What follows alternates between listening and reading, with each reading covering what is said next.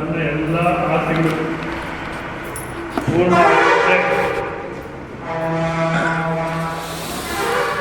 ಆಮೇಲೆ ನೆಮ್ಮದಿಯಾಗಿ ಇರ್ತೀನಿ ಅಂತ ಜೀವನ ಮಾಡ್ತಾರೆ. ಎಲ್ಲ ಆಸೆಗಳು ಮುಗೀತು, ಇನ್ಯಾವ ಆಸೆನೂ ಇಲ್ಲ ಅನ್ನತಕ್ಕಂಥದ್ದು ನಮ್ಮ ಜೀವನದಲ್ಲಿ ಕಾಣಿಸ್ತೀವಿ ಅಂದರೆ ಸಾಮಾನ್ಯವಾಗಿ ಹಾಗನ್ಸುತ್ತೆ. ಏನು ಯಾವುದನ್ನ ಒಂದು ಸಮಸ್ಯೆ ಇದ್ದಾಗ ಇದೊಂದು ಆಗ್ಬಿಟ್ರೆ ಸಾಕಪ್ಪ, ಇನ್ನೇನು ಬೇಡ.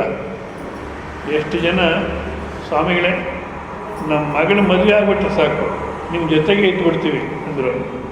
ಸದ್ಯ ಒಬ್ಬರು ಬರಲಿಲ್ಲ, ಬಂದಿದ್ದೀನಿ ಅವ್ರಿಗೆಲ್ಲ ವ್ಯವಸ್ಥೆ ಮಾಡಿಕೊಂಡು ರಾಮಾಯಣ ಆಗುತ್ತೆ. ಯಾವುದನ್ನ ಒಂದು ಸಮಸ್ಯೆ ಇದ್ದಾಗ ಇದನ್ನು ಮುಗಿದು ಸಾಕಪ್ಪ ಅನಿಸುತ್ತೆ. ಅದು ಮುಗೀತು ಅಂದರೆ ಮತ್ತೆ ಇನ್ನೊಂದು ಶುರುವಾಗುತ್ತೆ. ಯಾವುದನ್ನು ಪರಿಹಾರ ಅಂತೀವೋ ಅದೇನೇ ಸಮಸ್ಯೆ ಆಗುತ್ತೆ. ಅಲ್ಲ, ಯಾಕಪ್ಪ ಈ ರೀತಿ ಆಗುತ್ತೆ ಅಂದರೆ ಮನುಷ್ಯನಿಗೆ ಎರಡು ವಿಧವಾದಂಥ ಸಮಸ್ಯೆ ಇದೆ. ಸಮಸ್ಯೆಗಳು ಅನೇಕ ಇದ್ರೂ ಅದನ್ನು ಎರಡು ಭಾಗ ಮಾಡ್ಬೋದು. ಎರಡು ಭಾಗ, ಎರಡು ವಿಧ. ಯಾವ ರೀತಿ ಅಂದರೆ ವ್ಯಾವಹಾರಿಕವಾದಂಥ ಸಮಸ್ಯೆಗಳು, ದುಡ್ಡು ಬೇಕು, ಮದುವೆ ಆಗಬೇಕು, ಅದಾಗಬೇಕು, ಇದಾಗಬೇಕು, ಏನೋ ಒಂದು ಆಗ್ತಿರ್ಬೇಕು.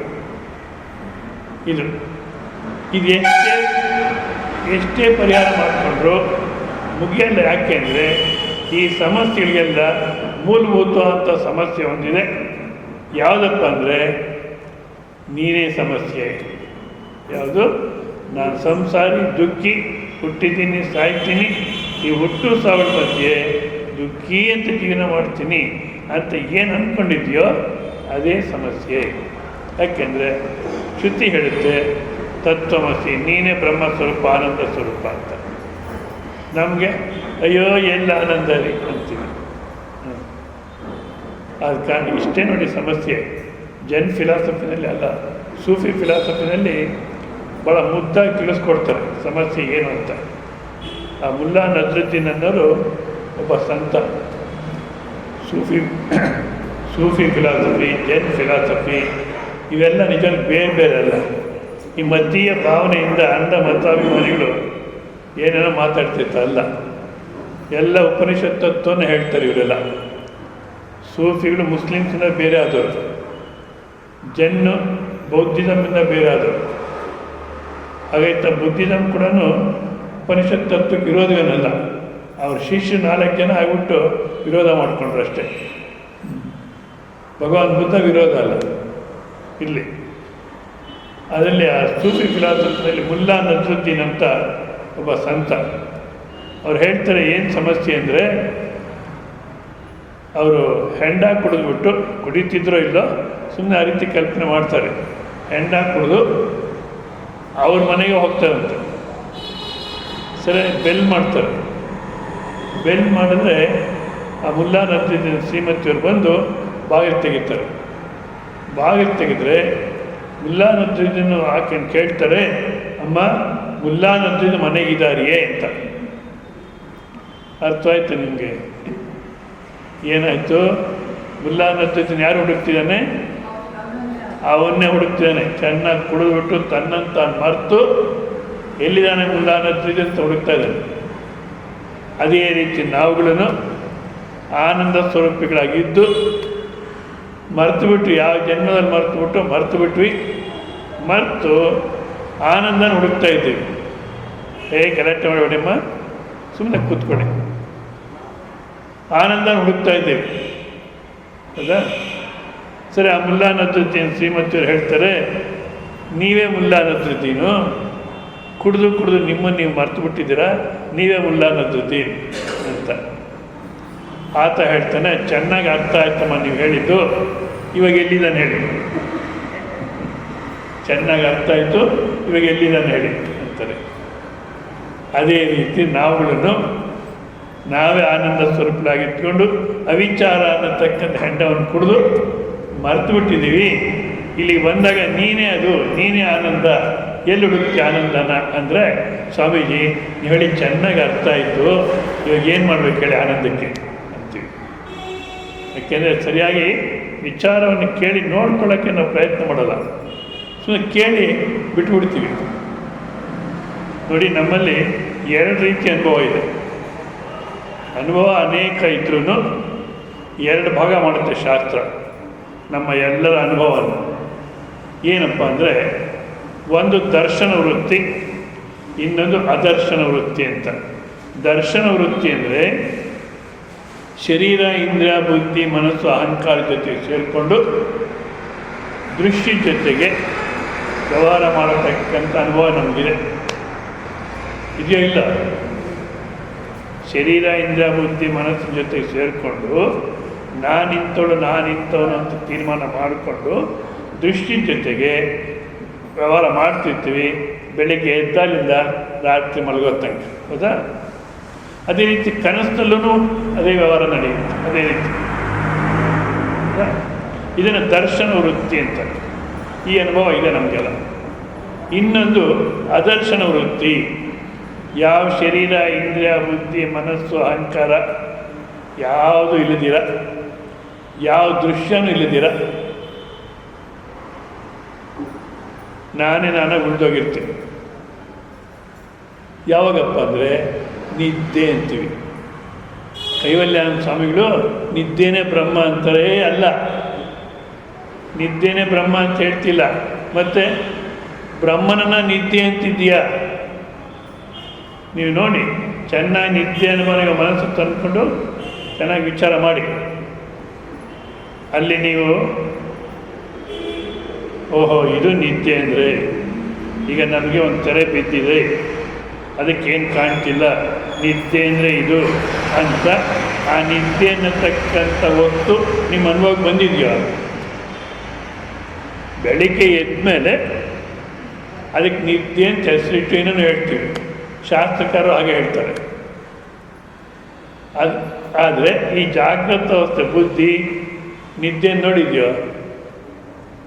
ಅಲ್ಲ, ನೀವು ಆನ್ಸರ್ ಕೊಡಿ. ಯಾಕೆಂದ್ರೆ ಪ್ರಶ್ನೆ ಹಾಕಿದಾಗ ಆನ್ಸರ್ ಕೊಟ್ಟರೆ ಅರ್ಥ ಆಗ್ತಿದೆ, ಜೊತೆಗೆ ಪ್ರಯಾಣ ಮಾಡ್ತಿದ್ದೀವಿ ಅಂತಾಗುತ್ತೆ.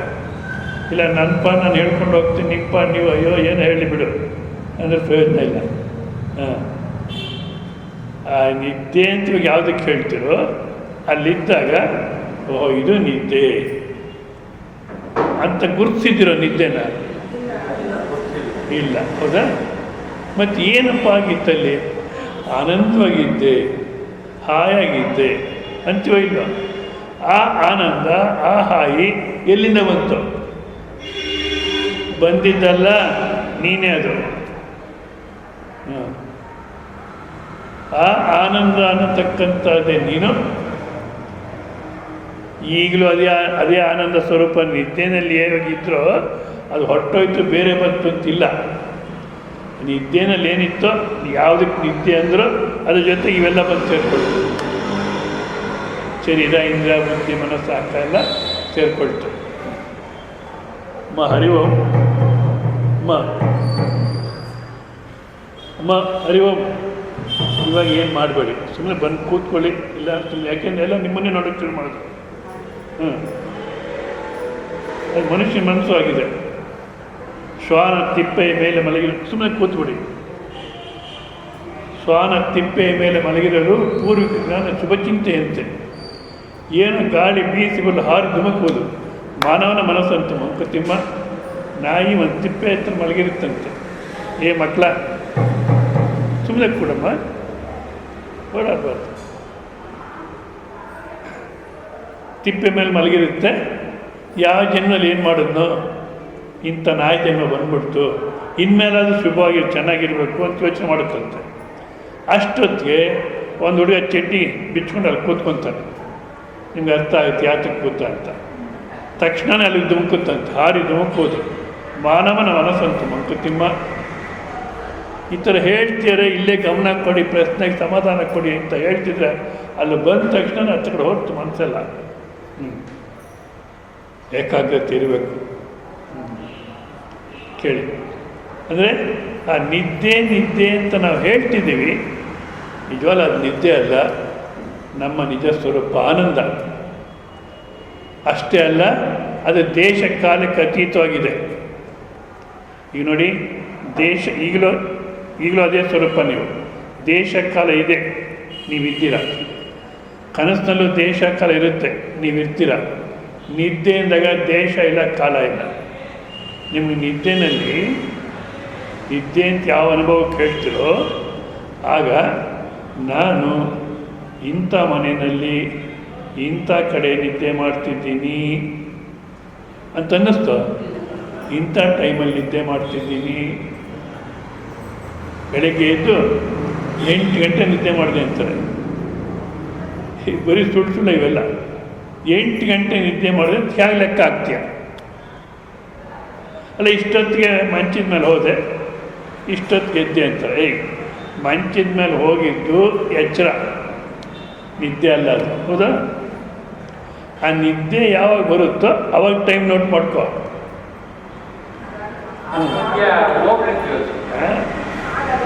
ಟೈಮ್ ನೋಟ್ ಮಾಡೋಕ್ಕಾಗಲ್ಲ. ಯಾಕೆ? ನಿದ್ದೆ ಅಂದರೆ ಕಾಲ ಇಲ್ಲ, ದೇಶ ಇಲ್ಲ. ಅಂದರೆ ನೀನಿದ್ಯಾ ಅಂದರೆ ದೇಶ ಕಾಲ ಇಲ್ಲದೇ ಇದ್ರೂ ನೀನಿದ್ಯಾ ಆದ ಕಾರಣ ನಿಮಗೆ ಸಾವಿಲ್ಲ. ಸಾವು ಯಾವುದಕ್ಕೆ? ಯಾವ ದೇಶದಲ್ಲಿ ಕಾಲದಲ್ಲಿದೆ ಅದಕ್ಕೆ ಮಾತ್ರ ಸಾವು. ಹುಟ್ಟಿದ ಅಂದರೆ ಎಷ್ಟೊತ್ತಿಗೆ ಎಲ್ಲಿ ಅಂತಾರೆ, ಹೋದರು ಅಂದರೆ ಎಲ್ಲಿ ಎಷ್ಟೊತ್ತಿಗೆ, ಹೌದಾ? ಆದರೆ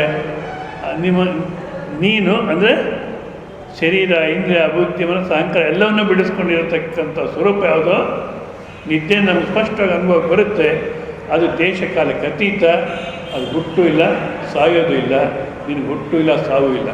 ಮತ್ತು ಈ ಶರೀರ ಅನ್ನೋದು ಹುಟ್ಟಿದ ಹೋಗುತ್ತೆ. ಎಷ್ಟು ಮಾತ್ರಪ್ಪ ಈ ಶರೀರ ಅಂದರೆ, ಭಗವದ್ಗೀತೆಯಲ್ಲಿ ಕೃಷ್ಣ ಪರಮಾತ್ಮ ಅಂತಾನೆ, ವಾಸಾಂಸಿ ಜೀರ್ಣಾನಿ ಯಥಾ ವಿಹಾಯ ನವಾನಿ ಗೃಹ್ಣಾತಿ ನರೋಪರಾಣಿ. ಹೊಸ ಬಟ್ಟೆ ಹಾಕ್ಕೊಂಡು ಹಳೆ ಬಟ್ಟೆ ತೆಗೆದಾಕ್ಬಿಡ್ತೀವಿ. ಅಯ್ಯೋ ಹಳೆ ಬಟ್ಟೆ ಹೋಯ್ತು ಅಂದ್ಕೊಳ್ಳಾಡ್ತೀವೋ. ಅದೇ ರೀತಿ ಪರಮಾತ್ಮ 84 ಲಕ್ಷ ಡಿಸೈನ್ ಇಟ್ಕೊಂಡೇನಂತೆ. 84 ಲಕ್ಷ ಡಿಸೈನು ಡ್ರೆಸ್ ಇಟ್ಕೊಂಡೇನೆ. ಯಾವುದೋ ಒಂದು ತೊಡಸ್ಬಿಟ್ಟು ಕಳಿಸ್ತಾನೆ ನಮ್ಮನ್ನು ಈ ಜಗತ್ತಿಗೆ. ಅದೇ ರೀತಿ ಈ ಶರೀರ ಅನ್ನತಕ್ಕಂಥದ್ದು ಪರಮಾತ್ಮ ಹಾಕಿರ್ತಕ್ಕಂಥ ವಸ್ತ್ರನೇ ನೀವಲ್ಲ, ಹೌದಾ? ಅಂದಾಗ ಅದೇ ಆನಂದ ಸ್ವರೂಪ, ಹುಟ್ಟು ಸಾವಿಲ್ಲದಿರತಕ್ಕಂಥ ಅಮೃತ ಸ್ವರೂಪ, ಅದೇ ಜ್ಞಾನ ಸ್ವರೂಪ, ಅದೇ ನೀನು ಅಂದಾಗ ಇದು ಕೇವಲ ಕನಸಿನಲ್ಲಿ ಯಾವ ರೀತಿ ತೋರ್ಕೊಳ್ಳುತ್ತೋ ಅಷ್ಟು ಮಾತ್ರ ತೋರಿಕೆ, ಸತ್ಯವಲ್ಲ, ಹೌದಾ? ಇದು ಆದರೆ ಇದು ನಿಜವಾದ ಅರ್ಥ ಆಗಿದ್ದರೆ ಯಾವ ರೀತಿ ಇರಬೇಕು? ಇವಾಗ ಇಲ್ಲಿ ಕೇಳಿದ್ರೆ ತಿಟ್ಕೊಳ್ಳಿ, ಮನೆ ಹೋಗ್ತೀರ, ಯಾರೋ ಬಂದ್ಬಿಟ್ರು, ಕೇಳ್ಕೊಂಡು ಬಂದ್ಬಿಟ್ರು, ಏನು ವಿವೇಕಾನಂದ ಅಂತ ಅಂದರು. ಆವಾಗ ಏನಂದರೆ, ಇನ್ನೊಂದು ಸಲ ಮಾತಾಡೋ, ದೊಡ್ಡ ಕುರುಕ್ಷೇತ್ರ ನಿಜವಾದ ಅಂದರು. ಯಾವುದು ನೋಡಂದ್ರು? ಈ ಶರೀರ ನೋಡಂದ್ರು. ಈ ಶರೀರ ನಾನು ಇಷ್ಟೊತ್ತು ಕೇಳಿದ್ನಲ್ಲ ಅಂತ ಅಲ್ಲಿ ಮನಸ್ಸು ತಂದ್ಕೊಂಡು ಅಂದ್ಕೊ, ಎಷ್ಟಂತೀಯ ಅನ್ನು. ಯಾರೋ ಯಜಮಾನರು ಚೆನ್ನಾಗಿ ಶ್ರವಣ ಮಾಡಿದರು, ವಯಸ್ಸಾಗಿತ್ತು ಪಾಪ, 80 ವರ್ಷ ವಯಸ್ಸು. ಆ ಹೆಂಡತಿ ಅದು ಯಾಕೆ ಗೊತ್ತಿಲ್ಲ, ಈ ಜನ ಸಿಕ್ಕಾಮಟ್ಟೆ ಬೈಯೋಳು ಆ ಯಜಮಾನರನ್ನ. ಅವರು ಸ್ವಾಮೀಜಿ ಎಷ್ಟು ಏನು ಆಶೀರ್ವಾದ ಮಾಡ್ತಾಳೋ, ಎಷ್ಟು ಚೆನ್ನಾಗಿ ಸ್ತುತಿ ಮಾಡ್ತಾಳೋ, ಯಾವ ಗ್ರಂಥದಲ್ಲೂ ಇಲ್ಲ ಅಂಥ ಮಾತುಗಳೆಲ್ಲ ಹೇಳ್ತಾಳೆ. ನನಗೆ ಅದು ಕೇಳ್ತಿದ್ರೇ ಆನಂದ ಅನ್ನೋರು. ಯಾಕೆ? ನನಗೆ ಅಲ್ಲವೇ ಅಲ್ಲ, ಅದು ಎಲ್ಲ ಇದಕ್ಕೆ. ಆ ರೀತಿ ನಾವು ಎಲ್ಲಿ ಏನೇ ನಡೆದ್ರು ನನಗಲ್ಲ ಇದು ಅಂತ ಆನಂದವಾಗಿರ್ಲಿಕ್ಕೆ ಸಾಧ್ಯವಾದರೆ ಆವಾಗ ಅರ್ಥ ಆಗಿದೆ ಅಂತ. ಇದಕ್ಕೆ ಸರ್ಟಿಫಿಕೇಟ್ ಕೊಡೋಕ್ಕಾಗಲ್ಲ, ನೀವೇ ನೋಡ್ಕೋಬೇಕು. ನೀವೇ ಆನಂದವಾಗಿರ್ತೀನೋ ಇಲ್ಲೋ. ಗುರು ಶಿಷ್ಯ ಇಬ್ಬರು ಹೋಗ್ತಿರ್ತಾರಂತೆ. ಗುರು ಶಿಷ್ಯ ಇಬ್ಬರು ಹೋಗ್ತಾಯಿದ್ರೆ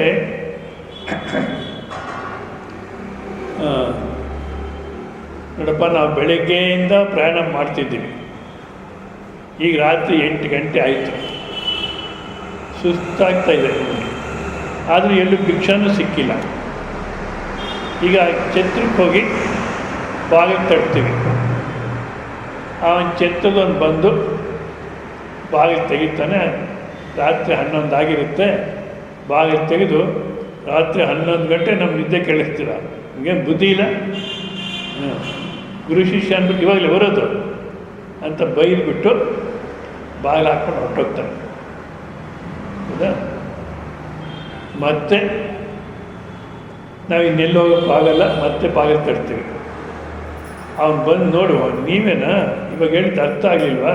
ನಿಮ್ಗೆ ನಾನು ಕೆಲಸ ಮಾಡ್ತೀನಿ ತಾಳಿ ಅಂದ್ಬಿಟ್ಟು ಒಂದು ಕೋಲ್ ತಂದು 4 ಹೊಡೆತ ಹೊಡಿತಾನೆ. ಆವಾಗ ನೀ ಏನು ಮಾಡ್ತೀಯ ಹೇಳು ಅಂತಾರೆ ಶಿಷ್ಯನ. ಗುರುಗಳೇ ನೀವೇನು ಮಾಡ್ತೀರ ಅದೇ ಮಾಡ್ತೀನಿ ನಾನು, ನೀವೇನು ಮಾಡ್ತೀರ ಹೇಳಿ ಅಂತಾರೆ. ಗುರುಗಳು ಹೇಳ್ತಾರೆ ತತ್ವಮಸಿ, ಹೊಡೆದವನು ನೀನು ಬ್ರಹ್ಮಸ್ವರೂಪ. ಆ ರೀತಿ ನಾವು ನಮ್ಗೆ ಯಾರನ್ನ ವಿರೋಧ ಮಾಡಿದ್ರು ಅವರನ್ನು ನಾವು ಬ್ರಹ್ಮಸ್ವರೂಪ ಅಂತ ಒಪ್ಕೊಂಡು ಆನಂದವಾಗಿರೋದಾದರೆ ಅವಾಗ ಅರ್ಥ ಆಗಿದೆ ಅಂತ. ಹೌದಾ? ನೋಡಿ, ಯೋಚನೆ ಮಾಡಿ. ಎಲ್ಲ ಒಂದು ಕಡೆ ಹೇಳಿದೆ ಈ ಥರ, ಇದು ಅಯ್ಯಪ್ಪನ ಕಾದು, ಇದಾಗೋ ಕೆಲಸ ಅಲ್ಲ ಅಂತಾರೆ. ಭಗವಾನ್ ಬುದ್ಧನ ಶಿಷ್ಯ ಒಬ್ಬ ಒಂದು ಬ್ಯಾಗ್ ಹಾಕ್ಕೊಂಡು ಭಿಕ್ಷೆ ಪಡ್ಕೊಂಡು ಓಡಾಡ್ತಿರ್ತಾರೆ. ಯಾವಾಗ ಆ ಬ್ಯಾಗು ಈ ಭುಜದ ಮೇಲೆ ಇದ್ದೇ ಇರುತ್ತೆ. ಒಬ್ಬ ಕಳ್ಳ ನೋಡ್ತಾನೆ, ಏನೋ ಇಟ್ಕೊಂಡಿಯಾನೆ ಈ ಬ್ಯಾಗಲ್ಲಿ, ಯಾವಾಗಲೂ ಭುಜದಲ್ಲೇ ಇರುತ್ತೆ, ಏನೋ ಇಟ್ಕೊಂಡಿಯಾನೆ ಅಂತ ಕಳ್ಳ ಕೇಳ್ತಾನೆ, ಏನಿದೆ ಆ ಬ್ಯಾಗಲ್ಲಿ ಅಂತ. ಅದರಲ್ಲಿ ಭಾಳ ಬೆಲೆ ಬಾಳತಕ್ಕಂಥ ವಸ್ತು ಇದೆಯಪ್ಪ, ಅದಕ್ಕೆ ಬೆಲೆ ಕಟ್ಟಲಿಕ್ಕಾಗಲ್ಲ, ಇಷ್ಟು ಅಂತ ನಾನು ಹೇಳಲಿಕ್ಕಾಗಲ್ಲ ಅಂಥ ವಸ್ತು ಇದೆ ಅಂತ. ಹಾಗಂದ ತಕ್ಷಣವೇ ಚಾಕು ತೆಗೆದು ಆ ಭಿಕ್ಷು ಆ ಸಾಧು ಎದೆಗೆ ಚಾಕುವಿಂದ ತಿವಿತಾನೆ. ಸಾಧು ಎದೆ ಏಟು ಬೀಳುತ್ತೆ, ರಕ್ತ ಬರುತ್ತೆ, ಬಿದ್ದೋಗ್ತಾರೆ. ಬಿದ್ದು ಹೋದರೆ ಆ ಕಳ್ಳ ಬ್ಯಾಗ್ ತಗೊಂಡು, ಏನೋ ಬೆಲೆ ಬಾಳೋದಿದೆ ಅಂದ್ರಲ್ಲ, ಅದಕ್ಕೋಸ್ಕರ ತಕ್ಷಣ ತಗೊಂಡು ನೋಡ್ತಾನೆ, ಚಿಕ್ಕ ಚಿಕ್ಕ ಪುಸ್ತಕಗಳು, ಒಂದು 5-6 ಪುಸ್ತಕ ಇದೆ, ವೇದಾಂತದ ಪುಸ್ತಕಗಳು. ಅಷ್ಟು ಬಿಟ್ಟರೆ ಇನ್ನೇನಿಲ್ಲ. ಹುಡುಕ್ತಾನೆ, ಏನಿಲ್ಲ. ನೋಡಿದ್ರೆ ಸಾಯ್ತಾ ಬೀಳ್ತಾ ಇದ್ದಾನೆ.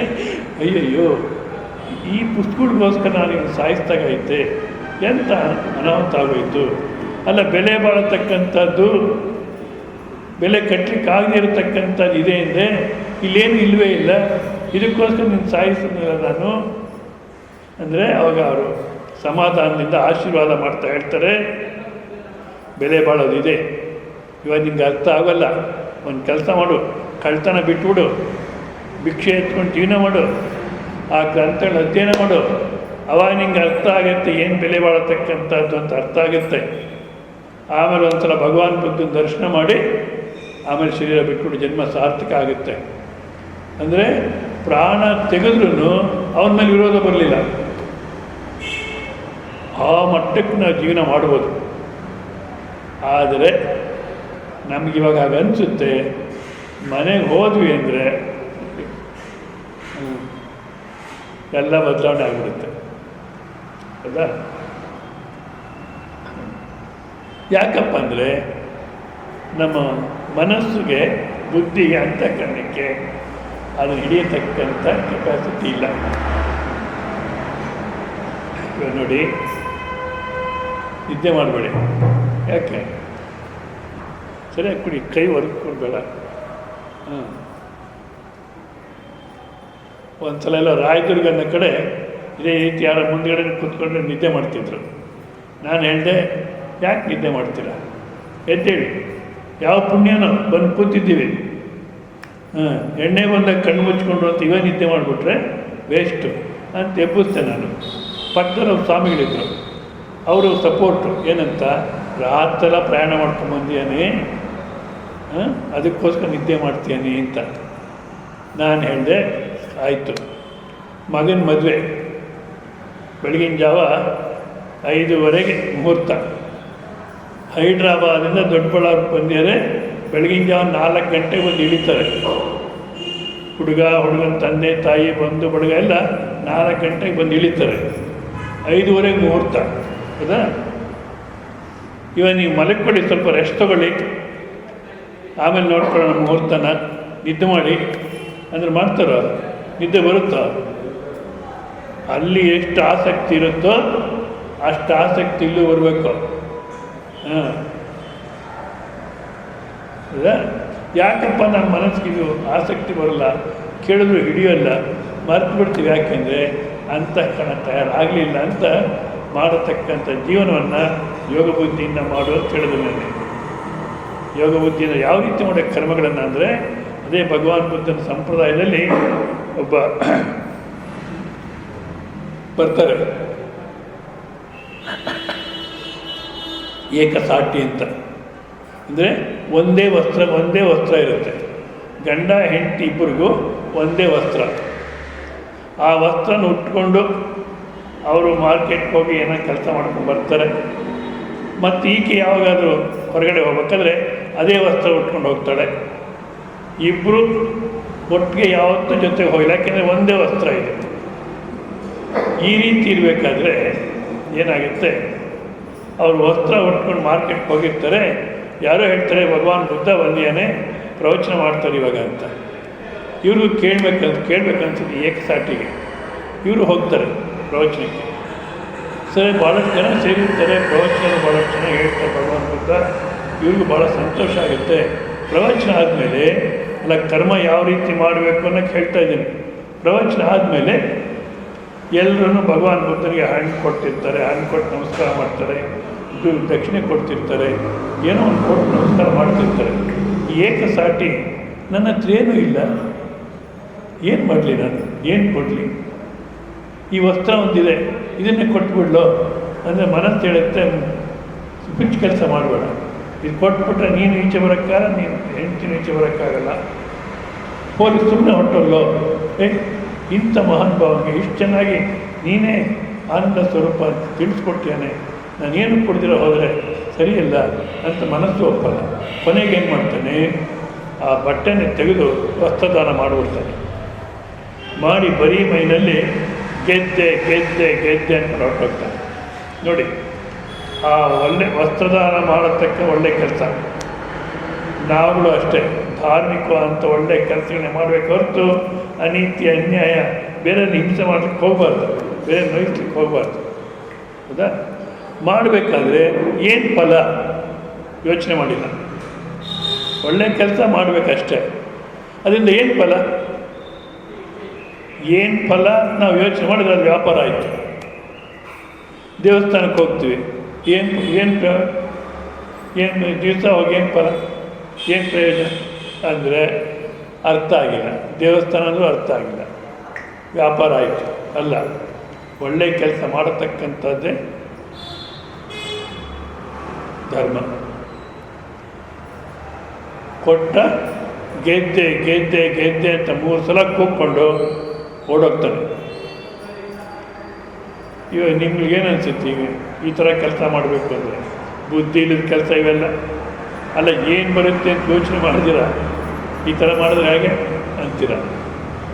ಆದರೆ ಕರ್ಮಫಲಾಪೇಕ್ಷೆ ಇದ್ದೀರ, ನಾನು ಮಾಡ್ತೀನಿ ಅಂತಕ್ಕಂಥ ಅಭಿಮಾನ ಇಲ್ಲದಿರ ಕರ್ಮ ಮಾಡಿದ್ರೆ ಅದೇನು ಫಲ ಕೊಡುತ್ತೆ, ಎಷ್ಟು ಅದ್ಭುತವಾದಂಥ ಫಲ ಕೊಡುತ್ತೆ ಅಂತ ಹೇಳಲಿಕ್ಕಾಗಲ್ಲ. ಅದೇ ಏಕಸಾಟಿಗೆ ಏನಾಗುತ್ತೆ, ಕೊಟ್ಟು ಓಡ್ಬಿಡ್ತಾನೆ. ಆ ಶ್ರಾವಸ್ತಿ ನಗರದಲ್ಲಿ ರಾಜ ಬಂದಿರ್ತಾನೆ ಪ್ರವಚನಕ್ಕೆ. ರಾಜ ನೋಡ್ತಾನೆ, ಅವನು ಓಡೋಗಿದ್ದು ನೋಡ್ತಾನೆ ಬರೀ ಮೈನಲ್ಲಿ. ಅದು ಯಾಕೆ ಗೆದ್ದೆ ಗೆದ್ದೆ ಅಂತ ಆ ಥರ ಓಡೋದ, ಅದೇನು ಸಮಾಚಾರ ವಿಚಾರಿಸ್ಕೊಂಬನ್ನಿ ಅಂತೇಳಿದ್ರೆ ಹೋಗಿ ವಿಚಾರಿಸ್ತಾರೆ. ಈ ಪರಿಸ್ಥಿತಿ ಇದೆ, ಒಂದು ವಸ್ತ್ರ ಇತ್ತು ಅದನ್ನು ದಾನ ಮಾಡಿಬಿಟ್ಟೇನೆ, ಈಗ ಇಬ್ಬರು ಹೊರಗಡೆ ಬರೋಕ್ಕಾಗ್ತಿಲ್ಲ, ಗಂಡ ಹೆಂಡತಿ, ಈ ಪರಿಸ್ಥಿತಿ ಇದೆ ಇದ್ದಾಗ ರಾಜ ಇದ್ದಂಥ ಒಂದು ವಸ್ತ್ರನೂ ದಾನ ಮಾಡಿಬಿಟ್ಟ ಅಂದರೆ ಅವನಿಗೆಂಥ ಉನ್ನತವಾದಂಥ ಮನಸ್ಸದು. ಏನು ಫಲ ಅನ್ನೋದು ಯೋಚನೆ ಮಾಡಿದಿರ, ಮುಂದಕ್ಕೆ ನಮಗೆ ಓಡಾಡಲಿಕ್ಕೂ ಕಷ್ಟ ಅನ್ನೋದು ಯೋಚನೆ ಮಾಡಿದಿರ. ನಿಜವಾಗ್ಲೂ ದಾನ ಮಾಡಿದಾದರೆ ಭಾಳಷ್ಟು ಮಹಾನ್ ಭಾವನು ಒಂದು ಕೆಲಸ ಮಾಡಿ, ಗಂಡ ಹೆಂಡತಿ ಇಬ್ಬರು ಜೀವಂತವಾಗಿರೋ ತನಕ ಅವ್ರ ಜೀವನಕ್ಕೆ ಏನು ಬೇಕು ಎಲ್ಲ ವ್ಯವಸ್ಥೆನೂ ಮಾಡೋದು ಅಂದ್ಬಿಟ್ಟು ರಾಜ ಎಲ್ಲ ವ್ಯವಸ್ಥೆನೂ ಮಾಡಿಕೊಡ್ತಾರೆ. ಆ ರೀತಿ ನಾವು ಕರ್ಮಗಳನ್ನು ಮಾಡಬೇಕು. ಫಲಾಪೇಕ್ಷೆ ಇಳಿದಿರ, ನಾನು ಮಾಡ್ತೀನಿ ಅಂತಕ್ಕಂಥ ಅಹಂಕಾರ ಇಲ್ದಿರ, ಪರಮಾತ್ಮ ನಿನ್ನ ಸೇವೆ ಬಸ್ ಅಷ್ಟೇ ಮಾಡಿದ್ರೆ ಮನಸ್ಸು ಸಮಾಧಾನವಾಗಿರುತ್ತೆ. ಮತ್ತು ಬಂದಂಥ ಫಲದಲ್ಲಿ ಪ್ರಸಾದ ಅಂತ ಒಪ್ಕೋಬೇಕು. ಪ್ರಾರಬ್ಧ ದಿವಸ ನೋಡಿದ್ವಿ, ಪ್ರಾರಬ್ಧ ಅಂತ ಒಪ್ಕೋಬೇಕು. ಇಲ್ಲಾಂದರೆ ಏನೋ ಅನುಕೂಲವಾದಿರುತ್ತೆ, ಅದನ್ನೇ ನೋಡಿದ್ರೆ ಮನಸ್ಸು ಸಮಾಧಾನವಾಗಿರುತ್ತೆ. ಇಲ್ಲ ಇವತ್ತೇನು ನಡೆದಿದೆಯೋ ಅದು ನಾಳೆಗೆ ಏನಾಗುತ್ತೋ ಇವತ್ತೇ ನಿಶ್ಚಯ ಮಾಡಲಿಕ್ಕಾಗಲ್ಲ, ಆದ ಕಾರಣ ಒಪ್ಕೊಳ್ಳೋಣ. ಅಷ್ಟೆಲ್ಲ ಜೀವನ ಇದೇ ರೀತಿ ಇರುತ್ತೆ. ಈ ರೀತಿ ಮನಸ್ಸು ಸಮಾಧಾನವಾಗಿ ಇಟ್ಕೊಂಡ್ರೆ ನಾವು ಆಗ ಇದು ಅರ್ಥ ಆಗಲಿಕ್ಕೆ ಸಾಧ್ಯ. ಆದರೆ ನಾನು ಹೇಳ್ತಾರೆ, ಕೇಳೋ ತನಕ ಕೇಳ್ತಾರೆ, ಹೋಗ್ಬೇಕಾದ್ರೆ ಅಯ್ಯೋ ಈ ಸ್ವಾಮಿಗೆ ಅಂದಾಜೆಲ್ಲ ಹೇಳ್ತಿರ್ತಾರೆ, ಪಿಲ್ಲರದು ಮ್ಯಾಕರದು, ಹೆಂಡ್ತಿಲ್ಲ ಮಕ್ಕಳಿಲ್ಲ ಹೇಳ್ತಾರೆ, ನಮಗಾಗುತ್ತೇನ್ರಿ ಅಂತ. ಯಾಕೆ ಮನಸ್ಸು ಚಂಚಲ, ಏನು ಕೇಳಿದ್ರು ಅದಕ್ಕೆ ಇನ್ನೊಂದು ಜನ ಕಂಡಿಟ್ಕೊಳ್ಳುತ್ತೆ, ಇನ್ನೊಂದು ಜನ ಯೋಚನೆ ಮಾಡುತ್ತೆ. ಹೌದಾ? ಆ ಚಂಚಲವಾಗಿರ್ತಕ್ಕಂಥ ಮನಸ್ಸಿಂದ ಬಾಗಿ ಪ್ರಪಂಚದಲ್ಲೇ ಓಡಾಡತಕ್ಕಂಥ ಮನಸ್ಸಿಂದ ಈ ತತ್ವನ ಅರ್ಥ ಮಾಡ್ಕೋಬೇಕಂದ್ರೆ ಸಾಧ್ಯವಿಲ್ಲ. ಆದ ಕಾರಣ ಏನಪ್ಪ ಮಾಡ್ತಾರೆ, ಮಾಡಬೇಕಂದ್ರೆ ಮನಸ್ಸನ್ನು ಏಕಾಗ್ರತೆ ತೊಗೊಂಬರ್ಬೇಕು, ಹೊರಗಿನ ಜಗತ್ತಿನ ಆಕಾಂಕ್ಷೆ ಬಿಡಿಸಬೇಕು, ಅಂತರ್ಮುಖ ಮಾಡಬೇಕು. ಆಗ ಅರ್ಥವಾಗುತ್ತೆ. ಅಂದಾಗ ಯಾವ ರೀತಿ ಅಂದಾಗ ಅದಕ್ಕೆ ಉಪಾಸನೆ ಅಂತ ಹೇಳ್ತಾರೆ. ಕರ್ಮಾಣಿ ಚಿತ್ತಶುದ್ಧ್ಯರ್ಥಂ ಏಕಾಗ್ರತೆ ಉಪಾಸನ. ಏಕಾಗ್ರತೆಗೆ ಮನಸ್ಸು ಅಂತರ್ಮುಖವಾಗಲಿಕ್ಕೆ, ಇದು ಅರ್ಥ ಮಾಡ್ಕೊಳ್ಳೋಕ್ಕೆ ತಯಾರಾಗಲಿಕ್ಕೋಸ್ಕರ ಉಪಾಸನೆ ಮಾಡಬೇಕು. ಉಪಾಸನೆ ಅಂದರೆ ಯಥಾಶಾಸ್ತ್ರ ಸಮರ್ಪಿತಂ ಕಿಂಚಿತ್ ಆಲಂಬನ ಉಪಾದಾಯ ತಸ್ಮಿನ್ ಸಮಾನ ಚಿತ್ತವೃತ್ತಿ ಸಂತಾನಕರಣಂ ತದ್ವಿಲಕ್ಷಣ ಪ್ರತ್ಯಾಂತರಿತಂ ಅಂತಾರೆ. ಅಂದರೆ ಉಪಾಸನೆ ಅಂದರೆ ಯಥಾಶಾಸ್ತ್ರ ಸಮರ್ಪಿತಂ, ಶಾಸ್ತ್ರ ಹೇಳಿರ್ತಕ್ಕಂಥ ಒಂದು ನಾಮರೂಪವನ್ನು ತಗೋಬೇಕು. ನಾವು ಮನಸ್ಸಿಗೆ ಆಲಂಬನೆಯಾಗಿ ತಗೋಬೇಕು. ತಗೊಂಡು ಅದರಲ್ಲೇ ನಿರಂತರ ಮನಸ್ಸನ್ನು ನಿಲ್ಲಿಸಬೇಕು. ಯಥಾಶಾಸ್ತ್ರ ಸಮರ್ಪಿತ ಕಿಂಚಿತ್ ಆಲಂಬನ ಉಪಾದಾಯ ತಸ್ಮಿನ್ ಸಮಾನ ಚಿತ್ತವೃತ್ತಿ ಸಂತಾನಕರಣಂ. ಮನಸ್ಸಿನಲ್ಲಿ ಅದೇ ಆಲೋಚನೆ, ಅದೇ ರೂಪ, ಅದೇ ನಾಮ ಬರ್ತಿರಬೇಕು. ಆ ರೀತಿ ಮನಸ್ಸು ಏಕಾಗ್ರತೆ ಮಾಡಬೇಕು. ಶಾಸ್ತ್ರದಲ್ಲಿ ಹೇಳಿರೋದು ಅಂತ ಯಾಕೆ ಹೇಳ್ತಾರೆ? ಬೇರೆ ನಮ್ಗೆ ಇಷ್ಟ ಮೇಲೆ ಯಾವುದನ್ನು ತಗೋಬೋದಲ್ಲ. ಅಂದರೆ ಒಬ್ಬರನ್ನ ಕೇಳಿದ್ರು, ಸ್ವಾಮೀಜಿ ಪತಿನೇ ಪ್ರತ್ಯಕ್ಷ ದೇವರು ಅಂತಾರೆ, ನಾನು ನಮ್ಮ ಯಜಮಾನರ ಹೆಸರೇ ಜಪ ಮಾಡ್ತೀನಿ, ಬೇರೆ ಯಾಕೆ ತಗೋಬೇಕು, ಶಾಸ್ತ್ರದಲ್ಲಿ ಹೇಳೋದು ಯಾಕೆ ತಗೋಬೇಕು? ಸಂತೋಷ ಮಾಡಿ ಅಂದರೆ ಸರಿ ಕೂತ್ಕೊಂಡ್ರು. ಜಪಕ್ಕೆ ಏನೋ ಒಂದು ಹೆಸರಿತ್ತು ಅಂತ ಇಟ್ಕೊಂಡು, ನಾರಾಯಣರಾವ್ ಅಂತಲೋ ರಾಮರಾವ್ ಅಂತಲೋ ಇತ್ತು. ಶುರು ಮಾಡಿದ್ರು, ನಾರಾಯಣರಾವ್ ನಾರಾಯಣರಾವ್. ಏನು ನಾರಾಯಣರಾವ್ ಕೇಳಿದ್ದೊಂದು ಕೊಡ್ಸೋದು, ಹುಡ್ಕೊ ಎಲ್ಲಿ ಕೊಡಿಸ್ತಾರೆ? ಅವ್ರು ಬರೋ ಸಂಬಳ ತಾನು ಎಷ್ಟು ಭಾಗ. ಮತ್ತು ನಾನು ಯಾಕೆ ಮದುವೆ ಆಗಿರೋದು? ನಾರಾಯಣರಾವ್ ನಾರಾಯಣರಾವ್ ನಾರಾಯಣರಾವ್. ಯಾಕೆ? ಲೌಕಿಕದ ಯಾವುದನ್ನು ತಗೊಂಡ್ರೆ ನಮಗೆ ಅವ್ರ ಯೋಗ್ಯತೆ ಗೊತ್ತು. ಶಾಸ್ತ್ರದಲ್ಲಿ ಇದೇ ಇರತಕ್ಕಂಥ ನೋಡಿ ಈ ರಾಮಾಯಣ. ಇವಾಗ ಕೆಲವರು ಆ ಶಿರ್ಡಿ ಸಾಯಿಬಾಬಾ ಬೇರೆ ಬೇರೆ ಎಲ್ಲನೂ ಉಪಾಸನೆ ಮಾಡ್ತಾರೆ. ಮನಸ್ಸಿನಲ್ಲಿ ವಿರೋಧ ಬರಲಿಲ್ಲ ಅಂದ್ರೆ ಪರವಾಗಿಲ್ಲ. ಆದರೆ ಅವ್ರು ಯಾರೋ ದ್ವಾರಕಾ ಸ್ವಾಮಿಗಳು ಶುರು ಮಾಡಿದ್ರು, ಶಿರ್ಡಿ ಸಾಯಿಬಾಬಾ ದೇವರಲ್ಲ ಅಂತ ಅವ್ರು ಶುರು ಮಾಡಿದ್ರು. ಕೆಲವರು ದೇವರು ಅಂತಾರೆ, ಕೆಲವರು ದೇವರು ಅಲ್ಲ ಅಂತಾರೆ. ನಾವು ಜಪಕ್ಕೆ ಕೂತ್ಕೊಂಡ್ರೆ ಆ ಸ್ವಾಮಿಗಳು ಅಲ್ಲ ಅಂತಾರೆ, ಈ ಸ್ವಾಮಿಗಳು ದೇವರು ಅಂತಾರೆ. ನಾನೇನೋ ಮಾಡ್ತಿದ್ದೆ, ಕೊನೆಗೆ ಏನಾಗುತ್ತೋ ಅನ್ನೋ ಸಂದೇಹ ಬರುತ್ತೆ. ಅದಕ್ಕೋಸ್ಕರ ಶಾಸ್ತ್ರ ಹೇಳಿರ್ತಕ್ಕಂಥ ತಗೊಂಡ್ರೆ ಶಾಸ್ತ್ರದಲ್ಲಿ ಯಾವ ರೀತಿ ಕಲ್ಪನೆ ಮಾಡುತ್ತೆ ಅಂದರೆ ಸರ್ವಜ್ಞ, ಸರ್ವಶಕ್ತ, ಸರ್ವಾಂತರ್ಯಾಮಿ, ಸರ್ವಶಕ್ತ, ಏನು ಬೇಕಾದ್ರೂ ಕೊಡಬಲ್ಲ. ಆದ ಕಾರಣ ಶಾಸ್ತ್ರ ಹೇಳಿರ್ತಕ್ಕಂಥ ನಾಮರೂಪವನ್ನು ತಗೊಂಡು ಮನಸ್ಸನ್ನು ಅದನ್ನು ನಿಲ್ಲಿಸಿ ಪ್ರಯತ್ನ ಮಾಡಬೇಕು. ಪ್ರತಿ ದಿವಸ 3/4 ಗಂಟೆ ಕಾಲ ಜಪ ಮಾಡಬೇಕು. ಮತ್ತು ಆ ಪೂಜೆ ಜಪ ಇದರಲ್ಲೆಲ್ಲ ಭಾವನೆ ಮುಖ್ಯ. ಭಾವನೆ ಅಂದರೆ ಸಾಮಾನ್ಯ ನಾವು ಯಾವ ರೀತಿ ಮಾಡ್ತೀವಿ, ಮಕ್ಕಳು ಆಡ್ಕೊ ಹೋಗಿಪ್ಪ, ಗಲಾಟೆ ಮಾಡಬೇಡಿ, ಹೋಗಿ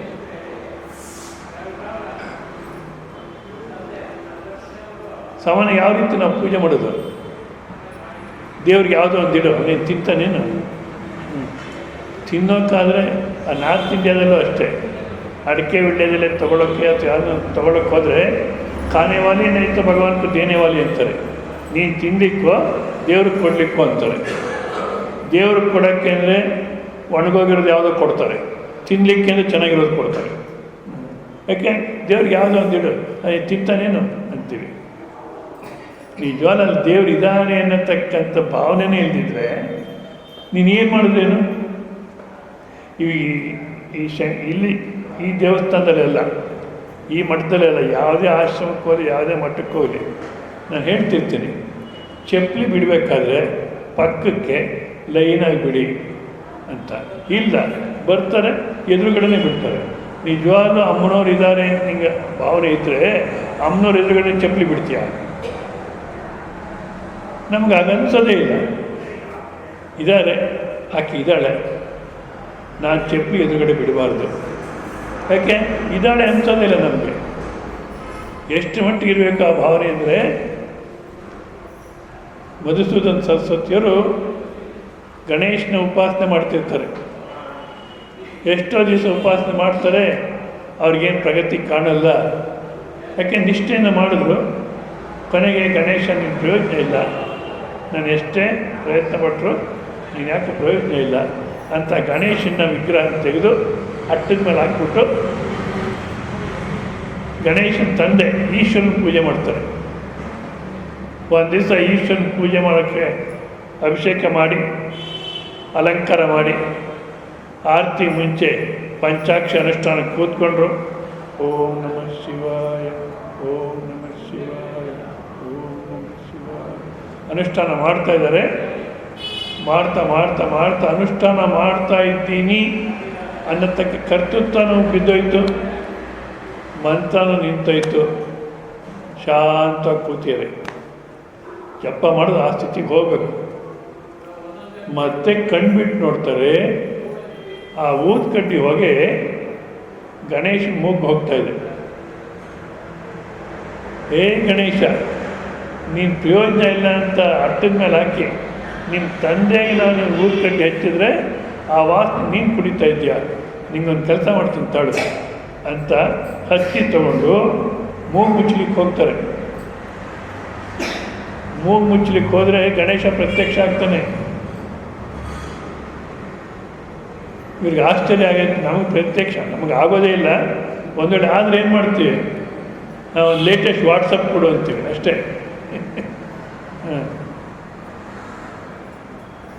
ಇಷ್ಟು ದಿವಸ ನೀನು ಅಷ್ಟು ಭಕ್ತಿಯಿಂದ ಪೂಜೆ ಮಾಡಿದೆ, ನೀನು ಬರಲಿಲ್ಲ. ಇವತ್ತು ನೀನು ವಾಸನೆ ತಗೊಳ್ತಾ ಇದ್ದೀಯ ಅಂತ ದ್ವೇಷದ ಮೇಲೆ ನಾನು ನಿನ್ನ ಹತ್ರ ಬಂದರೆ ಇವತ್ತು ಕಾಣಿಸ್ತಾ ಇದೆಯಾ? ಇಷ್ಟು ದಿವಸ ಯಾಕೆ ಕಾಣಿಸ್ತಿಲ್ಲ?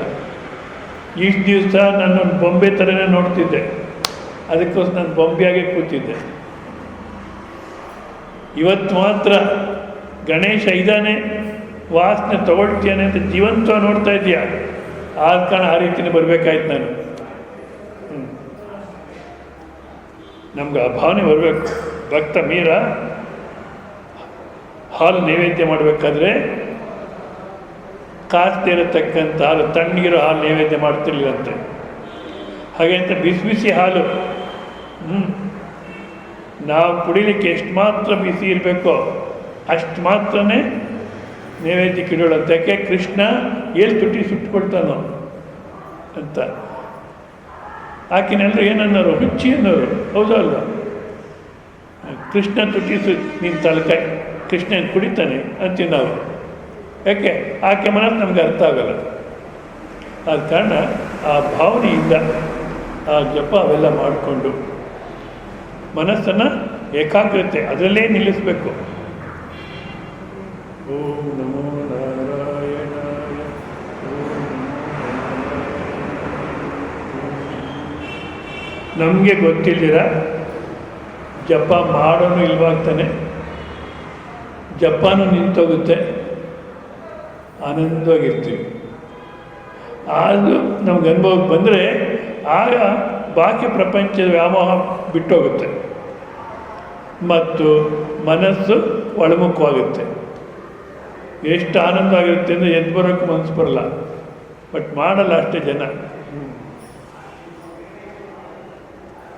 ಸೊ ಈ ರೀತಿ ಮಾಡಿದ್ರೆ ಆಗ ನಾವು ಅರ್ಥ ಮಾಡ್ಕೊಳ್ಳಿಕ್ಕೆ ಸಾಧ್ಯ ಇದು, ಹೌದಾ? ಸೊ ಅಷ್ಟು ಮಟ್ಟಿಗೆ ನಾವು ಕರ್ಮಯೋಗ ಸಾಧನೆ ಉಪಾಸನೆ ಮಾಡಬೇಕಾದ್ರೆ ನಮ್ಮಲ್ಲಿ ಭಕ್ತಿ ಅನ್ನೋದು ಇರಬೇಕು. ಭಕ್ತಿ ಭಕ್ತಿ ಅಂದರೆ ಏನಪ್ಪ? ಸಾಮಾನ್ಯವಾದಂಥ ಅರ್ಥ ಪ್ರೇಮ ಅಂತ.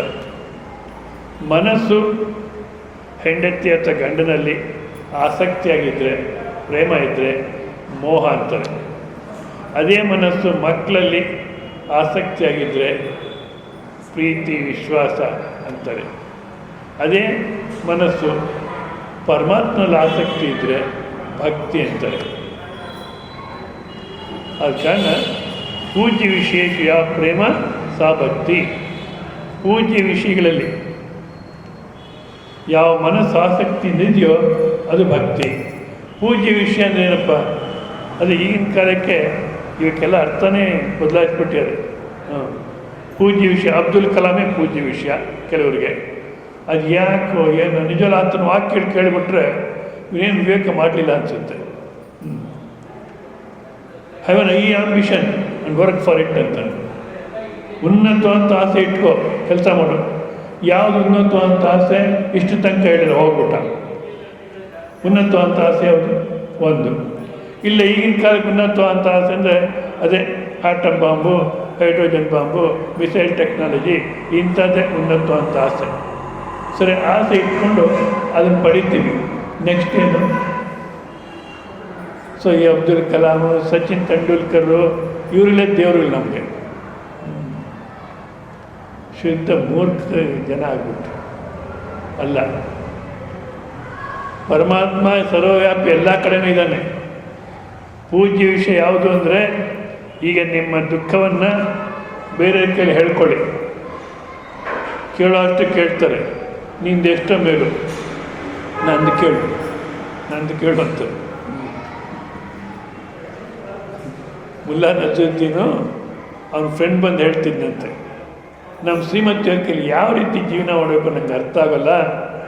ಏನೋ ಒಂದು ಮಾತಾಡಿದ್ರೆ ಆ ಮಾತು ಹಿಡ್ಕೊಂಡು ಅವತ್ತೆಲ್ಲ ನನ್ನ ತಲೆ ತಿಂದ್ಬಿಡ್ತಾಳೆ, ಯಾವ ರೀತಿ ಜೀವನ ಮಾಡಬೇಕು ಗೊತ್ತಾಗಲ್ಲ ಅಂತ.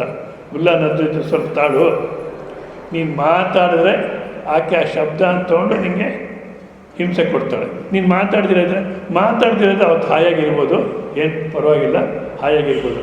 ನಿಂದು ಎಷ್ಟೋ ಪುಣ್ಯ. ನನ್ನ ಕತೆ ಕೇಳು. ಮಾತಾಡಿದ್ರೆ ಸುಮ್ಮನೆ ಕೂತಿದ್ರೆ ಯಾಕೆ ದೆವ್ವ ಕೂತಿದ್ದೀರಾ? ಮದುವೆ ಮಾಡ್ಕೊಂಡಿದ್ರೆ ಈ ದೆವ್ವ ಕೂಡೋಕ್ಕೆ ಮಾತಾಡಿ ಅಂತಾಳೆ. ಮಾತಾಡಿದ್ರೆ ಯಾವುದನ್ನ ಶಬ್ದ ಹಿಡ್ಕೊಂಡು ಅವತ್ತೆಲ್ಲ ಪ್ರಾಣ ತಿಂತಾಳೆ. ನಿಂದು ಎಷ್ಟೋ ಮೇಲೆ ನೀನು ಸುಮ್ಮನೆ ಇದ್ಬಿಟ್ರೆ ಸಮಸ್ಯೆ ಇಲ್ಲ. ಅಂದರೆ ನಾವು ಬೇರೆ ಕೈಲಿ ದುಃಖ ಹೇಳ್ಕೊಳ್ತೀವಿ. ಒಬ್ಬಾಕೆ ಯಾರೋ ಹೇಳ್ಕೊಳ್ತಾ ಇದ್ಲಂತೆ, ನಮ್ಮ ಯಜಮಾನ್ರ ಹತ್ರ ಯಾವ ರೀತಿ ಜೀವನ ಮಾಡೋಕ್ಕೆ ಗೊತ್ತಿಲ್ಲ, ಒಂದು ತೊಗೊಂಬರ್ತಾರೆ ಅಂಗಡಿಯಿಂದ. ಉಪ್ಪು ಮೆಣಸಿನ್ಕಾಯಿ ಅಂತ ಹೇಳಿದ್ರೆ ಬೆಲ್ಲ ಕೊಬ್ಬರಿ ತರ್ತಾರೆ, ಬೆಲ್ಲ ಕೊಬ್ಬರಿ ಅಂತ ಹೇಳಿದ್ರೆ ಉಪ್ಪು ಮೆಣಸಿನ್ಕಾಯಿ ತರ್ತಾರೆ. ಇವತ್ತು ಹೇಗೆ ಜೀವನ ಮಾಡೋದು ಅಂತ ಇನ್ನೊಬ್ಬ ಬಾಕಿ ಅಂತ ಹೇಳ್ತಾಳೆ. ಸ್ವಲ್ಪ ತಾಳು, ನೀನೇನನ್ನ ಹೇಳಿದ್ರೆ ಅಂಗಡಿಗೆ ಹೋಗಿ ತರಬೇಕು ಅನ್ನೋಷ್ಟು ಅವ್ರಿಗೆ ಟಾಪ್ ಇರುತ್ತೋ ಇಲ್ಲೋ? ಹೌದು. ಅದು ನಾನು ಹೇಳಿದ್ರೆ ವಿರೋಧ ತರ್ತಾರಲ್ಲ, ಅದಕ್ಕೊಂದು ಕೆಲಸ ಮಾಡು. ನಿಂಗೆ ಯಾವಾಗ ಉಪ್ಪು ಮೆಣಸಿನ್ಕಾಯಿ ಬೇಕೋ ಅವಾಗ ಬೆಲ್ಲ ಕೊಬ್ಬರಿ ಅಂತೇಳಿ, ಅವಾಗ ನಿಂಗೆ ಬೇಕಾದ ಬಂದ್ಬಿಡುತ್ತೆ. ಬೆಲ್ಲ ಕೊಬ್ಬರಿ ಬೇಕಾಗಿ ಉಪ್ಪು ಮೆಣಸಿನ್ಕಾಯಿ ಅಂತೇಳು, ಅವರ ವಿರೋಧ ಅಂತಂತಾರೆ, ಅವಾಗ ನಿಂಗೆ ಯಾರು ಅನುಕೂಲ ಆಗುತ್ತೆ. ನನ್ನ ಕತೆ ಕೇಳು. ನಮ್ಮ ಯಜಮಾನರು ನಾನು ನೋಡಿದಾಗೆಲ್ಲ ಏನಾರ ಮನೆಯಲ್ಲೋ ನೋಡಿದಾಗಿದೆ, ಇವಾಗ ನಾನೇನು ಮಾಡಬೇಕು? ಅದೇ ನಮ್ಮ ಕಷ್ಟ ಎಲ್ಲೇ ಹೇಳ್ಕೊಂಡ್ರು ಕೇಳೋ ಅಷ್ಟು ಕೇಳ್ತಾರೆ, ನಂದು ಕೇಳು ಅಂತಾರೆ. ಹೌದಾ? ಅದೇ ಒಂದು ಕಡೆ ಮಾತ್ರ ನಾವು ಕಷ್ಟ ಹೇಳ್ಕೊಂಡ್ರೆ, ನಿನ್ನ ಕಷ್ಟವೇ ಇಲ್ಲ, ನಿನ್ನ ದುಃಖವೇ ಇಲ್ಲ, ಆನಂದ ನೀನು ಅಂತಾರೆ. ಯಾರಪ್ಪ? ಗುರುಗಳು. ತತ್ವ ತಿಳಿದಿರ್ತಕ್ಕಂಥ ಗುರುಗಳು ಆನಂದ ಸ್ವರೂಪ ಅಂತಾರೆ. ಅದಕ್ಕೆ ಅವರೇ ಪೂಜ್ಯ ವಿಷಯ. ಯಾರು? ಗುರುಗಳೇ ಪೂಜ್ಯ ವಿಷಯ. ಗುರುನ ಪಡೀಲಿಲ್ಲ ನಾವು ಮನುಷ್ಯ ಜೀವನದಲ್ಲಿ, ವ್ಯರ್ಥ ಜೀವನ ಅದು. ಅದೇ ಪೂಜ್ಯ ವಿಷಯ. ಮತ್ತು ಅವ್ರು ಯಾವ ಉಪನಿಷತ್ತು ಶಾಸ್ತ್ರ ನಾವು ಉದ್ದೇಶ ಮಾಡ್ತಾರೋ ಆ ಶಾಸ್ತ್ರ ಪೂಜ್ಯ ವಿಷಯ.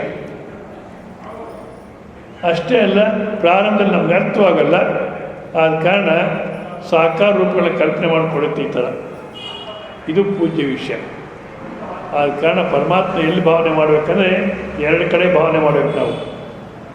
ದ್ವೇ ರೂಪೇ ವಾಸುದೇವಸ್ಯ ಚಲಂ ಅಚಲಮೇವ ಚ ಚಲಂ ಸನ್ಯಾಸಿನೋ ರೂಪಂ ಅಚಲಂ ಪ್ರತಿಮಾದಿಕಂ. ಪರಮಾತ್ಮನಿಗೆ ಎರಡು ರೂಪಗಳು, ಎಲ್ಲವೂ ಪರಮಾತ್ಮನ ರೂಪವೇ ಆದ್ರೂ ಪ್ರಾರಂಭದಲ್ಲಿ ಈ ಎರಡು ಕಡೆ ಭಾವನೆ ಮಾಡಬೇಕು ನಾವು. ಎಲ್ಲಿ? ಚಲಂ ಅಚಲಂ. ಚಲಂ ಅಂದರೆ ಚಲಂ ಸನ್ಯಾಸಿನೋ ರೂಪಂ, ಸನ್ಯಾಸಿಗಳು. ಸನ್ಯಾಸಿಗಳು ಈಗಿನ ಕಾಲದ ಸನ್ಯಾಸಿಗಳು ತಗೋಬಾರ್ದು. ಆ ಸನ್ಯಾಸ ಅಂದರೆ ಭಾಳ ಅದ್ಭುತ. ಇವಾಗ ಅದೇನಿಲ್ಲ. ಯಾವುದು ಕೆಲಸ ಸಿಕ್ಕಲಿಲ್ಲ ಅಂದರೆ ಹೋಗೋ ಆಶ್ರಮಕ್ಕನ್ನು ಸೇರ್ಕೊಳ್ಳೋ ಅಂತಾರೆ ಮನೆಗೆ. ಯಾಕೆ ಒಂದು ಸ್ವಲ್ಪ ಕ್ಲಿಕ್ ಆದರೆ ಕೋಟ್ಯಾಂತರ ರೂಪಾಯಿ ಸಂಪಾದಿಸ್ಬೋದು.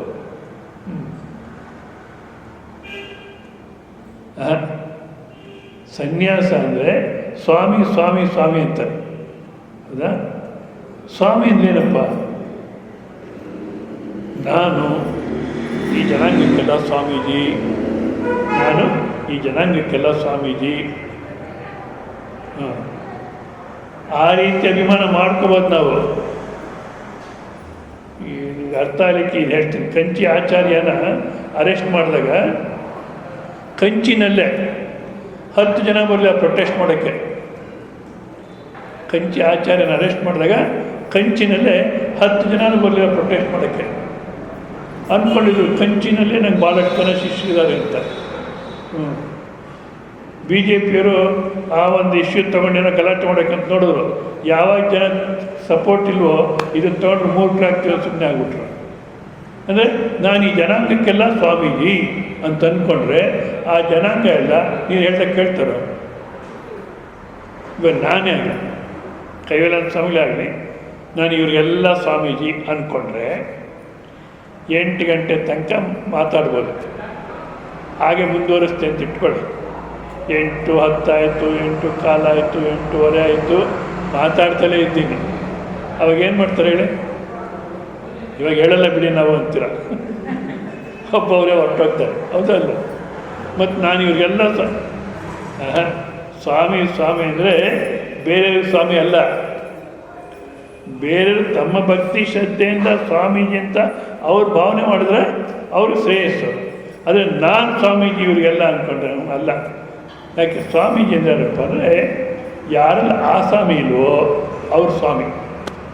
ಆಸಾಮಿ ಅಂದರೆ ನಾನು. ಯಾರೆಲ್ಲ ಅಹಂಕಾರ ಅನ್ನತಕ್ಕ ಇಲ್ವೋ, ಅಹಂಕಾರ ಇಲ್ಲ ಅಂದರೆ ಅಲ್ಲಿ ಪರಮಾತ್ಮ ಸ್ವರೂಪನೇ ಇದೆ. ಅಂಥ ಸಾಧು, ಅಂಥ ಸನ್ಯಾಸಿ, ಅವರಲ್ಲಿ ನಾವು ಪರಮಾತ್ಮನ ಭಾವನೆ ಮಾಡಬೇಕು, ಗುರುಗಳಲ್ಲಿ ಭಾವನೆ ಮಾಡಬೇಕು. ಮತ್ತು ಪ್ರತಿಮಾದಿಕಂ, ಪ್ರತಿಮೆಗಳು. ಪ್ರತಿಮೆಗಳಲ್ಲಿ ಈಗ ಈ ನವರಾತ್ರಿನಲ್ಲಿ ಬರ್ತಾರೆ ಜನ, ಹೌದಾ? ಆಮೇಲೆ ಬರ್ತಾರೋ ಇಲ್ಲೋ ಗೊತ್ತಿಲ್ಲ. ಆದರೆ ಆ ಪ್ರತಿಮೆ ನಾನು ಕೋಪ ಮಾಡ್ಕೊಳ್ಳುತ್ತೋ? ವರ್ಷಕ್ಕೊಂದ್ಸಲ ನೋಡೋಕ್ಕೆ ಬರ್ತೀನಿ ನನ್ನ. ಯಾಕೆ? ಅಹಂಕಾರ ಇಲ್ಲ ಅದರಲ್ಲಿ. ಆದ ಕಾರಣ ಈ ಪ್ರತಿಮೆಗಳಲ್ಲಿ, ಸಾಧು ಸಂತರಲ್ಲಿ ಪರಮಾತ್ಮನ ಭಾವನೆ ಅನ್ನತಕ್ಕಂಥನ್ನು ಮಾಡಬೇಕು. ಹೌದಾ? ಅದರಲ್ಲಿ ಸ್ಥಿರವಾಗಿ ಮನಸ್ಸು ನಿಲ್ಲಿಸಬೇಕು. ಭಕ್ತಿ ಭಾವ ಅನ್ನತಕ್ಕ ಬರಬೇಕು. ಅದು ನಮ್ಗೆ ಯಾಕಪ್ಪ ಆಗ್ತಿಲ್ಲ ಅಂದರೆ ಹೊರಗಿನ ಜಗತ್ತಲ್ಲಿ ವ್ಯಾಮೋಹ ಅನ್ನತಕ್ಕ ಹೋಗಲಿಲ್ಲ. ಹೊರಗಿನ ಜಗತ್ತನ್ನೇ ನಾವು ಅಂದ್ಕೊಂಡಿದ್ದೀವಿ. ಎಷ್ಟು ಮಟ್ಟಿಗೆ ಅಂದ್ಕೊಂಡಿದ್ದೀವಿ ಅಂದರೆ ಇದೇ ಜೀವನ. ಅದ್ರ ಬಗ್ಗೆ ಯೋಚನೆ ಮಾಡ್ತಿಲ್ಲ. ಹೊರಗಿನ ವಸ್ತುಗಳಿಂದ ಸುಖ ಆನಂದ ಅಂತೀವಿ. ಎಷ್ಟು ಮಾತ್ರ ಸುಖ ಸಿಗುತ್ತೆ? ಇಲ್ಲಿ ಹೇಳ್ತಾರೆ, ಸುಖಮಲ್ಪಂ ಬಹುಕ್ಲೇಶ ವಿಷಯಗ್ರಾಹಿಣ ನೃಣಾಂ. ವೇದಾಂತ ನಿಯಮದಲ್ಲಿ ಸುಖಮಲ್ಪಂ ಬಹುಕ್ಲೇಶಂ ವಿಷಯಗ್ರಾಹಿಣ ನೃಣಂ. ವಿಷಯಗಳಿಂದ ಸುಖವನ್ನು ಪಡಿಬೇಕು ಅನ್ನತಕ್ಕಂಥವ್ರಿಗೆ ಸುಖ ಸಿಗುತ್ತೆ. ಅಲ್ಪಂ, ಭಾಳ ಅಲ್ಪ ಸುಖ. ಸುಖಮಲ್ ಬಹುಕ್ಲೇಶಂ, ಅದಕ್ಕೋಸ್ಕರ ವಿಪರೀತ ಅಂತ ಕಷ್ಟ ಅನುಭವಿಸ್ಬೇಕು. ಸುಖಮಲ್ಪಂ ಬಹುಕ್ಲೇಶಂ, ಸ್ವಲ್ಪ ಸುಖಕ್ಕೋಸ್ಕರ ವಿಪರೀತ ಅಂತ ಶ್ರಮ ತಗೋಬೇಕು. ಯೋಚನೆ ಮಾಡಿ ಯಾವ್ಯಾವ್ದ್ರಲ್ಲಿ ಎಷ್ಟೆಷ್ಟು ಆನಂದ ಸಿಗುತ್ತೆ ಅಂತ. ಪ್ರತಿಯೊಂದರೂ ನಮಗೆ ಗಾದೆಗಳು ಕೂಡ ಬಂದ್ಬಿಟ್ಟಿದೆ, ಅದನ್ನು ಚೆನ್ನಾಗಿ ಯೋಚನೆ ಮಾಡಲ್ಲ ಅಷ್ಟು ನಾವು. ಈಗ ದಾಂಪತ್ಯ ಜೀವನದಲ್ಲಿ ಹೊಸದು ಮೊದಲು ಮಲ್ಲಿಗೆ ಹೂ ತರ್ತಿದ್ದ. ಬರ್ತಾ ಬರ್ತಾ ನಿಮಗೆ ಗೊತ್ತು ಗಾದೆ, ಏನು ಬರಲು ತಗೊಂಬಂದ. ಪ್ರಾರಂಭದಲ್ಲಿ ಇಬ್ಬರು ಮಾತಾಡ್ತಾ ಟೈಮೇ ಹೋಗ್ತಿರ್ಲಿಲ್ಲ, ಟೈಮ್ ಹೋಗೋದೇ ಗೊತ್ತಾಗ್ತಿರ್ಲಿಲ್ಲ. ಹೌದಾ? ಸ್ವಲ್ಪ ದಿವಸ ಆದರೆ ಸದ್ಯ ನೀವು ಹೋದರೆ ನಾನು ಕೆಲಸ ಮಾಡಿಕೊಂಡೆ. ಎಷ್ಟು ತನಕ ಇದೆ ಸುಖ ಆನಂದ. ಇದಕ್ಕೆ ಹೋಗ್ತಾರಂತೆ ತಾಜ್ ಮಹಲ್ ನೋಡ್ಲಿಕ್ಕೆ, ಗಂಡ ಹೆಂಡತಿ ಇಬ್ಬರು ತಾಜ್ ಮಹಲ್ ನೋಡ್ಲಿಕ್ಕೆ ಹೋಗ್ತಾರಂತೆ. ಆ ತಾಜ್ ಮಹಲ್ ಗೈಡನ್ನು ತೊಗೊಂಡಿದ್ದಾರೆ. ಗೈಡ್ ಎಲ್ಲ ಎಕ್ಸ್ಪ್ಲೈನ್ ಮಾಡ್ಕೊಂಬಂದ, ಮಮತಾಜ್ಗೋಸ್ಕರ ಕಟ್ಟಿಸ್ತಾ ಅಂತ. ನಿಜವಲ್ಲ, ಮಮತಾಜನ್ನು ಭಾಳ ಪುಣ್ಯನೇ. ಕೇಳಿ ಆಕೆ ಕಥೆನ ಯಾವ ಥರ ಇದೆ ಅಂತ. ಯಾವುದೋ ಒಂದು ಜ್ಯುವೆಲರಿ ಶಾಪಲ್ಲಿ, ವಜ್ರದ ಅಂಗಡಿನಲ್ಲಿ ಸೇಲ್ಸ್ ಗರ್ಲು ಕೆಲಸ ಮಾಡ್ಕೊಂಡು ಇರ್ತಾಳೆ. ಎಷ್ಟಾವತ್ತು ಆಗಿನ ಕಾಲಕ್ಕೆ ಎಷ್ಟು ಸಂಬಳ ಕೊಡೋರೋ ಒಟ್ಟಿನ ಸಂಬಳಕ್ಕೆ ಒಂದು ಅಂಗಡಿನಲ್ಲಿ ಇರ್ತಾರೆ. ರಾಜ ಬರ್ತಾನೆ, ಅಲ್ಲಿಂದ ವಜ್ರ ತೊಗೊಂಡು ಹೋಗ್ತಿತ್ತು. ಒಂದು ದಿವಸ ಬರ್ತಾನೆ, ಯಾವ ವಜ್ರ ತೋರಿಸಿದ್ರು ಬೇಡ ಸರಿ ಇಲ್ಲ ಅಂತಾನೆ. ಇರೋ ವಜ್ರ ಎಲ್ಲ ತೋರಿಸ್ಬಿಡ್ತಾಳೆ ಆಕೆ, ಯಾವುದನ್ನು ಸೆಲೆಕ್ಟ್ ಮಾಡಲ್ಲ. ಕೊನೆಗೆ ರಾಜ, ಇನ್ನೊಂದು ವಜ್ರ ಇದೆ, ಅದನ್ನಾದರೂ ಸೆಲೆಕ್ಟ್ ಮಾಡಿ. ತೋರಿಸು ಅಂದರೆ, ಈಗ ನಾನೇ ಇರೋದೆಲ್ಲ ತೋರಿಸ್ಬಿಟ್ಟಿದ್ದೀನಿ, ಇನ್ಯಾವುದಿಲ್ಲ, ನನ್ನಾದರೂ ಸೆಲೆಕ್ಟ್ ಮಾಡ್ಕೊಂಡು ಹೋಗಂದರೆ ಒಪ್ಕೊಂಡು ಕರ್ಕೊಂಡು ಹೋಗ್ತಾನೆ, ಮದುವೆ ಮಾಡ್ಕೊಳ್ತಾನೆ. ಆಮೇಲೆ ಚೆನ್ನಾಗಿ ನೋಡ್ಕೊಳ್ತಾನೆ. ಕೊನೆಗೆ ಆ ತಾಜ್ ಮಹಲ್ ಆಕೆಗೋಸ್ಕರ ತಾಜ್ ಮಹಲ್ ಕಟ್ಟಿಸ್ತಾನೆ. ಶಾಶ್ವತ ಉಳಿದೋಯ್ತು ಆಕೆ ಹೆಸರು. ಹೌದಾ? ಪುಣ್ಯ ಯಾವುದೋ ಇಲ್ಲ. ಆದರೆ ಇವರು ಹೋದ್ರು ಗಂಡ ಹೆಂಡತಿ, ಆ ತಾಜ್ ಮಹಲ್ ಅದೆಲ್ಲ ಎಕ್ಸ್ಪ್ಲೈನ್ ಮಾಡ್ಕೊಂಬಂದ. ಮಮತಾಜ್ ಮೇಲೆ ಪ್ರೇಮಕ್ಕೋಸ್ಕರ ಎಲ್ಲ ಕಟ್ಟಿಸ್ತಾ ಅಂತೆಲ್ಲ ಎಕ್ಸ್ಪ್ಲೈನ್ ಮಾಡ್ಕೊಂಬಂದ. ಇವ್ರು ಒಂದು ಕಡೆ ಕೂತ್ಕೊಂಡ್ರು ಗಂಡ ಹೆಂಡತಿ ಕೇಳ್ತಾಳೆ, ನಾನು ಸತ್ತರೆ ನೀವೇನು ಕಟ್ಟಿಸ್ತೀರ್ರಿ? ನಾನು ಸತ್ತರೆ ನೀವೇನು ಕಟ್ಟಿಸ್ತೀರ? ಮೊದಲು ನೀನು ಸತ್ತ ತಾನೆ ನಾನು ಯೋಚನೆ ಮಾಡೋದು. ಮೊದಲು ನೀನು ಸಾಯಿ, ಆಮೇಲೆ ಯೋಚನೆ. ಏನು ಆನಂದ ಇರುತ್ತೆ. ನಾನಂದರೆ ಇಷ್ಟನೋ, ನಿಮಗೆ ನಾನಂದರೆ ಇಷ್ಟನೋ, ಬಂಗಾರ ಅಂದರೆ ಇಷ್ಟನೋ ಅಂತ ಯಜಮಾನ್ರು ಕೇಳ್ತಾರಂತೆ. ಅದ್ಯಾಕ್ರಿ ಇಂಥ ಸಂದೇಹ ಯಾಕೆ ಬಂತು ನಿಮಗೆ? ನೀವಂದ್ರೆ ನನಗೆ ಇಷ್ಟ, ಯಾಕೆ ಬಂಗಾರ ಕೊಡಿಸ್ತೀರ? ಅದಕ್ಕೋಸ್ಕರ ಒಂದಂದ್ರೆ ನೋಡ್ಕೊಂಡೋದು ಎಷ್ಟು ಮಾತ್ರ ಸುಖ ಇದೆ. ಇವಾಗ ಬಂಗಾರದಲ್ಲಿ ಆನಂದ ಅಂತೀರ. ಯೋಚನೆ ಮಾಡಿ, ಚೆನ್ನಾಗಿ ವಿವೇಕ ಮಾಡಿದ್ರೆ ಆಗ ಪರಮಾತ್ಮ ಕಡೆ ಮನಸ್ಸು ಹೋಗುತ್ತೆ. ಇದರಲ್ಲೇ ಒದ್ದಾಡ್ತಿರ್ತೀವಿ. ಬಂಗಾರದಲ್ಲಿ ಆನಂದ. ಪ್ರಾಣ ಹೋದರೂ ಕೊಡಲ್ಲ ಅಂತಾರೆ. ಮಗಳು ಮದುವೆ ಮಾಡಬೇಕು, ಒಂದು ಹೊಸದಾಗಿ ಬಂಗಾರ ಕೊಂಡ್ಕೊಳ್ಳಿಕ್ಕೆ ಆಗೋಲ್ಲ, ನಿನ್ನ ಹತ್ರ ಬಂಗಾರನ ಕೊಟ್ಬಿಡೋಣ ಅಂತ ಯಜಮಾನ್ರಂದರೆ ಪ್ರಾಣ ಹೋದರೂ ಕೊಡಲ್ಲ. ಅಂದರೆ ಪ್ರಾಣಕ್ಕಿನ್ನ ಶ್ರೇಷ್ಠ ಅದು. ಹೌದಾ? ನಿಜವಾದ ಬಂಗಾರ ಮೈ ಮೇಲಿದ್ದರೆ ಹಸಿ ಹೋಗುತ್ತೋ, ಬಾಯಾಕೆ ಹೋಗುತ್ತೋ, ಇಲ್ಲ ಚಳಿಗಾಲದಲ್ಲಿ ತಣ್ಣಗಿರುತ್ತೋ, ಅಲ್ಲ ಬೆಚ್ಚಗಿರುತ್ತೋ, ಬೇಸಿಗೆ ಕಾಲದಲ್ಲಿ ತಣ್ಣಗಿರುತ್ತೋ, ಮೈ ಮೇಲೆ ಇದ್ದರೆ ಏನು ಪ್ರಯೋಜನ ಹೇಳಿ? ಇನ್ನೂ ಸ್ವಲ್ಪ ಡೇಂಜರೇ. ಯಾಕೆ? ಯಾರನ್ನ ಕಳ್ಳ ನೋಡಿದ್ರೆ ಪ್ರಾಣನೇ ಹೋಗ್ಬಿಡುತ್ತೆ. ಆದರೂ ಅದರಲ್ಲಿ ಆನಂದ ಇದೆ, ಸುಖ ಇದೆ ಅಂತ ಕಲ್ಪನೆ ಮಾಡ್ಕೊಂಡಿದ್ದೀವಿ. ಇದೇ ರೀತಿ ಪ್ರತಿಯೊಂದರಲ್ಲೂ